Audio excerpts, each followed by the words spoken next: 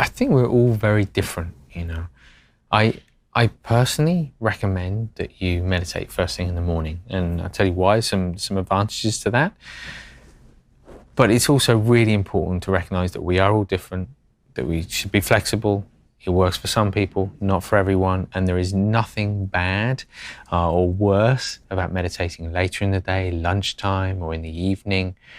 There are just some very definite benefits to doing it first thing in the day. Number one, you get rid of any kind of grogginess from your sleep. So you really start the day feeling kind of calm and clear and fresh. So I think it's just a nice way to begin the day. Second one is, if we start the day in that way with our meditation, we are that much more likely to be mindful throughout the day. So it's almost like we punctuate the day with that really big kind of session of meditation. Then it's like we have all these little moments because we remember, we set the mind up to be aware throughout the day.